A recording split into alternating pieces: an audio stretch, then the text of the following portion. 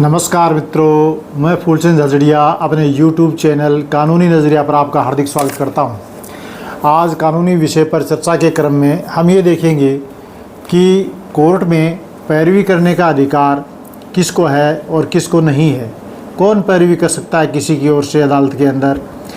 कई बार ये सुनने में आता है कि क्या हमारे चाचा जी या मौसा जी, फूफा जी वो समझदार हैं और वो हमारी ओर से जा कर के वहाँ कोर्ट में वकालत कर सकते हैं, हमारी पैरवी कर सकते हैं। तो देखिए, कोर्ट में कार्रवाई करने के लिए यदि कोई व्यक्ति किसी मजबूरी से उपस्थित होने में असमर्थ है, मान लीजिए कि कोई जयपुर का व्यक्ति है और कलकत्ता में व्यवसाय करता है और जयपुर में उसको मुकदमा करना है, बार बार तारीख पेशी पर आना जाना संभव नहीं हो रहा है, तो ऐसे में वो क्या अपने किसी रिश्तेदार को या मित्र को पैरवी करने के लिए अधिकृत करके यहाँ से जा सकता है। तो इसका सीधा सा ये उत्तर है कि कोई भी व्यक्ति जरिए मुख्तारनामा, पावर ऑफ अटॉर्नी किसी व्यक्ति को अधिकृत कर सकता है कि उसकी ओर से कोई दावा पेश किया जा सके या किसी ने उसके विरुद्ध दावा पेश किया है तो उसका जवाब दे सके, कोई प्रार्थना पत्र दे सके, कोई राजीनामा कर सके, सारे अधिकार उसको हैं। लेकिन वकील के रूप में पैरवी करने का अधिकार केवल वकील को ही है, किसी अन्य प्राइवेट व्यक्ति को नहीं है। जो वकील नहीं है वो पैरवी नहीं कर सकता। व्यक्ति या तो अपनी पैरवी स्वयं कर सकता है या उनका वकील कर सकता है।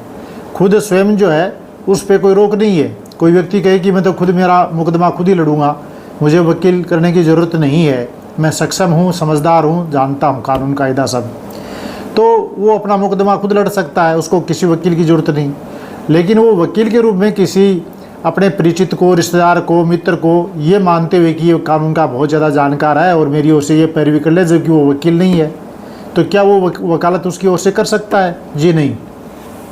तो इसका कानून कहाँ है कि कौन कर सकता है कौन नहीं कर सकता। तो देखिए, अधिवक्ता अधिनियम 1961 बना हुआ है, एडवोकेट एक्ट 1961। तो इसकी धारा 30 और धारा 33, इन दो धाराओं पर हम चर्चा करेंगे। धारा 30 क्या कहती है कि अधिवक्ताओं को विधि व्यवसाय का अधिकार है। जो अधिवक्ता है उसको इस व्यवसाय को करने का हक है, हकदार है, और वो भारत के किसी भी न्यायालय में जाकर के अपनी वकालत का काम कर सकता है। ज़रूरी क्या है? ज़रूरी ये है कि किसी राज्य की बार काउंसिल में उसका एनरोलमेंट हो, उसका नाम एडवोकेट के रूप में रजिस्टर्ड हो।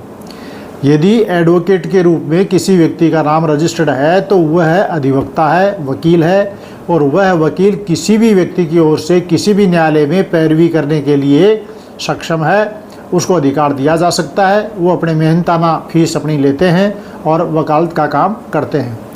और दूसरा कोई प्राइवेट व्यक्ति जो इस प्रकार से रजिस्टर्ड एडवोकेट नहीं है वो पैरवी और वकालत नहीं कर सकता, लेकिन दूसरे किसी व्यक्ति की ओर से मुख्तारनामा के ज़रिए वाद प्रस्तुत कर सकते हैं, जवाब दावा प्रस्तुत कर सकते हैं, संचालन की कार्रवाई का काम कर सकते हैं, वकील से संपर्क कर सकते हैं, वकालतनामा दे सकते हैं, राजीनामा कर सकते हैं, लेकिन स्वयं पैरवी नहीं कर सकते। तो धारा 33 क्या कहती है? तो इस अधिनियम की धारा 33 कहती है कि वकालत करने के लिए केवल वकील हकदार होंगे। तो यहाँ बिल्कुल मनाही कर दी कि वकील के अलावा दूसरा व्यक्ति कोई भी आकर के ये नहीं कि साहब ये मेरा रिश्तेदार है, इसकी ओर से मैं पैरवी करूँगा, इन्होंने मेरे को ये पावर दे दिया लिख करके और मुझे इसकी ओर से बोलने का हक प्राप्त हो गया है तो मैं पैरवी करूँगा अब। तो नहीं, ऐसा नहीं कर सकते। वकालत करने का अधिकार केवल वकील को ही है। या तो स्वयं अपनी वकालत करे, स्वयं अपना मुकदमा लड़े, या एडवोकेट उनका मुकदमा लड़े। और जरिए मुख्तारनामा केवल वाद को संचालन करने के लिए अधिकार दिया जा सकता है। तो मैंने आज आपको इस संबंध में ये छोटी सी जानकारी दी कि कोर्ट में कौन पैरवी कर सकता है और कौन नहीं कर सकता, किसको अधिकार है और किसको अधिकार नहीं है। आशा करता हूँ आपको ये वीडियो अच्छा लगा होगा। बहुत बहुत धन्यवाद। नमस्कार।